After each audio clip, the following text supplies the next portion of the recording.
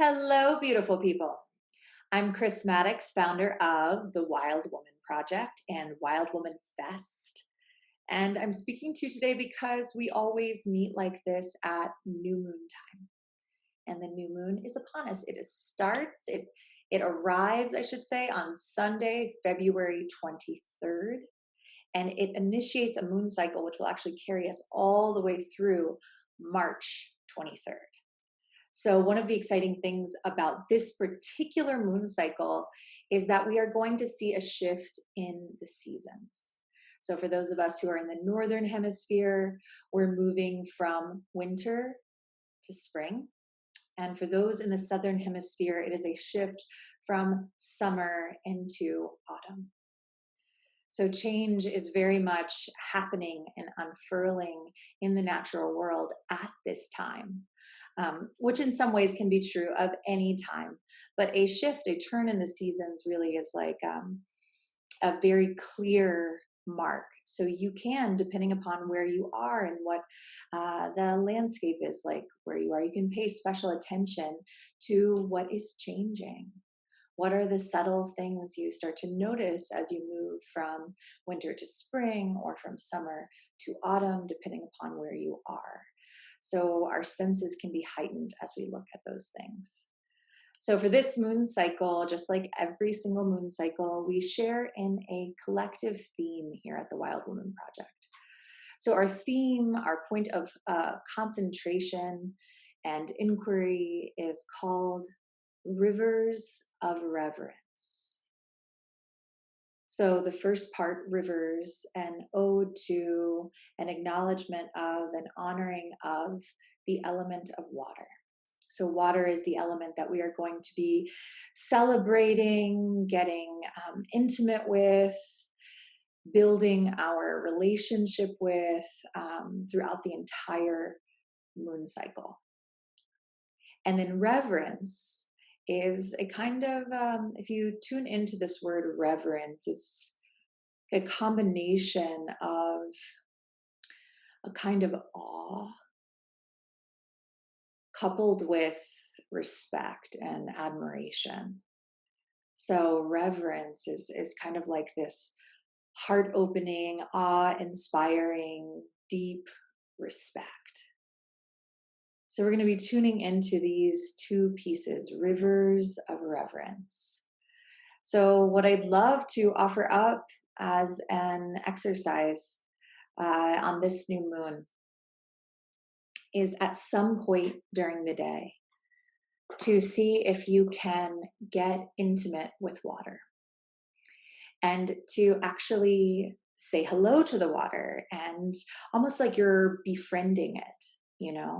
You can speak to it, you can sing to it, you can touch, you can talk to it in your own mind, but the idea is that you're tuning into the element itself. So whether you have a lake near your house or a stream, or you can turn on your faucet, or when you're in the shower, or when you're having a cup of tea, to really say hi and acknowledge this extraordinary element, which is so essential to life. The earth is made up mostly of water, as are our bodies. We can't go very long without water. It provides a very essential nourishment for our body and for life. And riverbeds and wherever you find a creek or a stream, really life springs up around it because water is essential to so many of the different life forms here on Earth. So you can ask on this new moon if the water has any specific messages for you. And you might, ask it out loud. You might think it in your head. You can just say, do you have any messages for me? As I was tuning into this very same activity today in preparation for talking to you, the message that came back to me full force was just, water is everywhere. I just got this sort of flooding of images coming through my mind. I looked outside and there's a cloudiness, so you could feel, the sense of water is in our clouds, and the moisture in the air is in the water I'm drinking, and in the toilet that's flushing, and the faucet, and the washing machine, and on it, water is flowing everywhere. So that really, that simple message of the actual message is water is ubiquitous. I really felt into the ways in which I may actually have some work to do around being more aware of the water that I'm encountering in all different forms as I walk through my life. And in that awareness, like a gratitude to be cultivated even deeper. I know that when I drink water, I often have like just a ton of gratitude, because that feeling when you're thirsty and you get that fresh water hits your lips and travels down into you, it can be so gratitude inducing. And I just had this, I got the hit today that let this moon cycle ahead be an opportunity to have that sense of gratitude that I feel drinking water when I'm thirsty, when I see a cloud in the sky, or when it's raining, or a small little creek as I'm hiking, or the water that's in like the beverages, the different beverages that I consume, the water that's in my blood, which is pumping through my entire body, to just allow myself to have that feeling of gratitude for the water, which is constantly flowing inside and out. So see what your message is today, and have fun playing with that. And I want to offer up one more thing for you to contemplate this new moon. And it's in relationship to this idea of reverence, this mixture of awe-inspiring and deep, sort of the kind of respect that like humbles you. Reverence. And I'll ask you the question right now and see what comes. So for what do you have reverence? What inspires that awe, that respect? And as anything comes through, jot it down. And I actually want to encourage you to start this new moon making a little list. Every time you find yourself in that frequency of awe and deep respect, take note of what it was that inspired that. So not only are you bringing an awareness to, your heart and what is moving you, you also learn a little bit about yourself and about what, the way in which you are wired, and, the part of you which aspires. We can learn a lot about ourselves by taking a closer look at those things that we naturally feel a reverence for. So I'll give you one of the things that I feel a reverence for. When I see a human being using their voice in a really powerful way. So this will often happen at music shows when someone's just an extraordinarily gifted singer.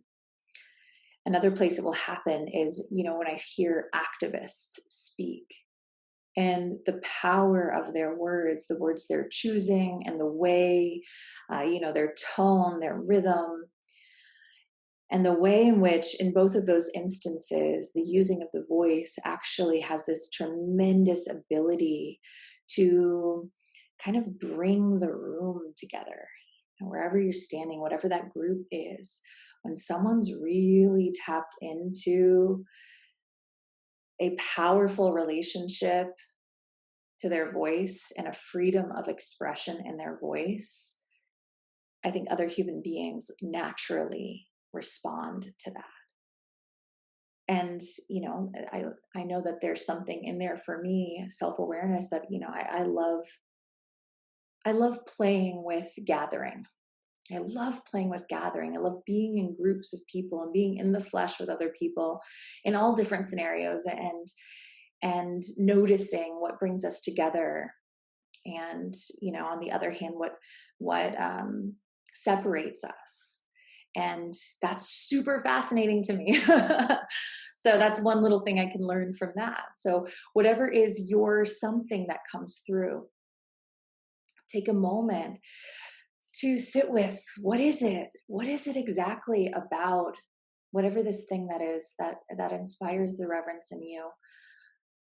Get as specific as you can, and then see if there's a little key into your own heart. And learn something about yourself through feeling into what it is that you revere. So if you like, I'd love to hear one thing that you that inspires reverence for you in the comments below, so that we can sort of hear each other's voices and hear one another's perspectives. So this is the new moon stuff. We're going to be in the moon cycle ahead, really exploring this in Wild Woman Weekly-ish, which is our weekly-ish newsletter, which you can sign up for at thewildwomanproject.com. You can explore this theme, this new moon, in a Wild Woman Project circle. We have circles happening, like hundreds of circles happening in 20 countries all over the world. So you can be in the flesh with other women and explore this a little deeper. Exciting things that are coming.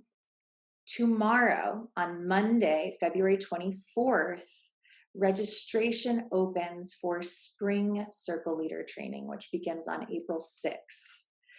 So it'll open right at noon, and early registration is encouraged, as we tend to fill up. We sold out for like the last 4 years, each and every time we run this program, and we do it every spring and every fall. So you can join us online from anywhere. It's 7 weeks, a ton of very, very rich content. It is a combination of skill building, really learning how to facilitate a women's circle, and personal development, personal growth, really in the way of the wild woman, the path of the wild heart. So it's a beautiful blend of that inner work and skill building. So if that seems interesting to you, look at the link below this video. There's a ton of information you can look at. You can hear from other women who have been through the program, and if it tugs at your heartstrings, we'd love to have you. So check that out. And finally, in 2 weeks from now, we will have Wild Woman School on the night of the full moon. So it's going to be all about this Rivers of Reverence theme. I guide it. There's going to be storytelling and ritual and inquiry. It's 90 minutes long, and it's me and the Wild Woman Project community. It's a very, very beautiful way to share a little bit of sacred space, carve out a little time for self-care, and tending to our interiors. Very essential for wild women. So you are invited to all of that. Links below this video. And I am wishing you a moon cycle full of reverence and full of an overflowing sense of gratitude to the water, which is precious and constantly flowing inside and outside of us. Thank you so much for listening.